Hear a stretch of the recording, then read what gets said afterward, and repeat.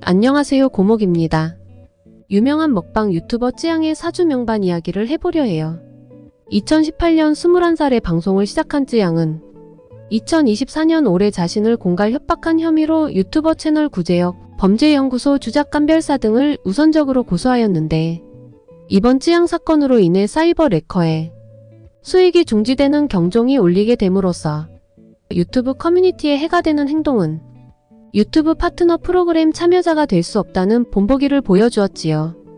찌양은 오히려 구독자가 늘고 수익이 중지된 유튜버들은 힘든 인생이 시작되어 버린 것이지요. 찌양을 협박해 5,500만원 규모의 계약을 체결한 혐의를 받는 구제역이 서울중앙지검에 자진 출석하여 미디어 시대를 살아가고 있는 우리들에게 미디어의 두 얼굴을 여과 없이 보여주었어요.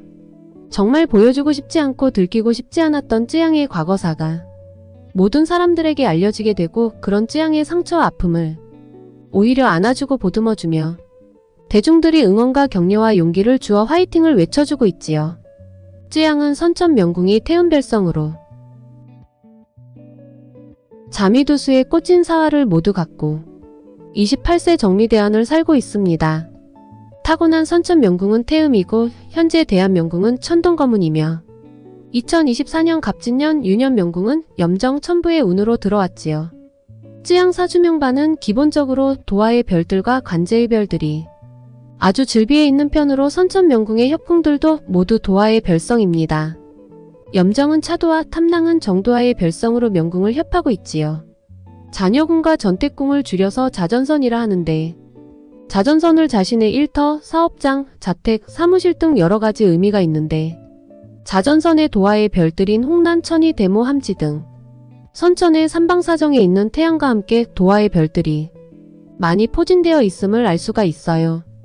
음식을 뜻하는 천주라는 별성도 있어 재성을 나타내는 태음이 록도 갖고 있고, 천주별도 있고, 먹방 유튜버 찌양이 인기와 재물을 모으는 데는 아무 지장이 없을 듯한 명반이에요.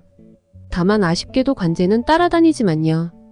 찌양 사주 명반의 현재 대안인 천동 검은 별성은 감정 고충의 별로 권가 선천하기를 품고 있어 과강필절을 의미해요.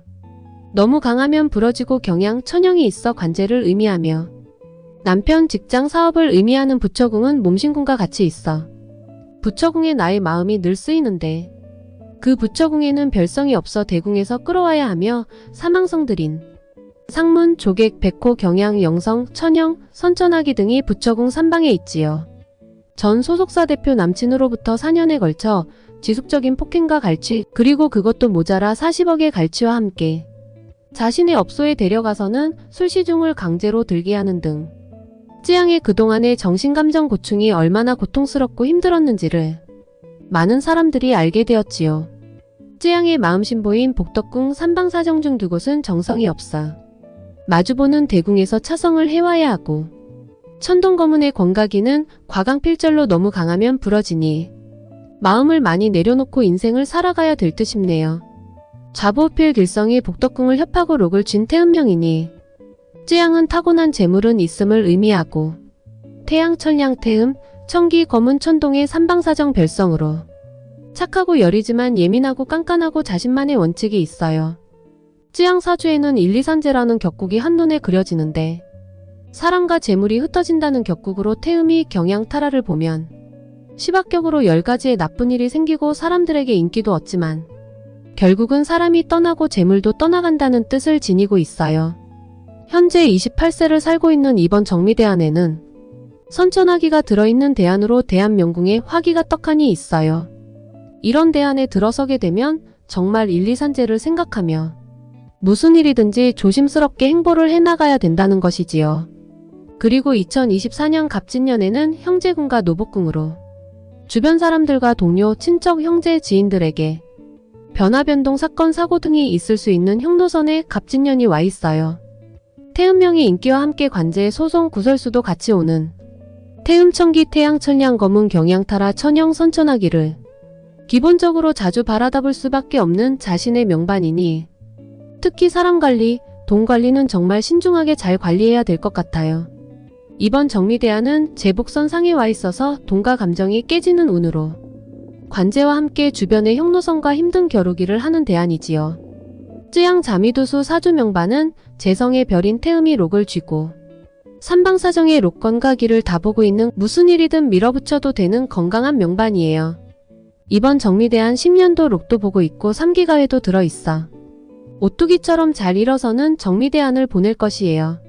상대에게 지지 않는 대안이라고 해서 편안한 대안이라고 쉽게는 말하지 못하지만 1010만 명이던 구독자가 오히려 이번 쯔양 협박 사건으로 1040만 명을 기록했다 하니 역시 인기녀이고 힘있는 명반입니다.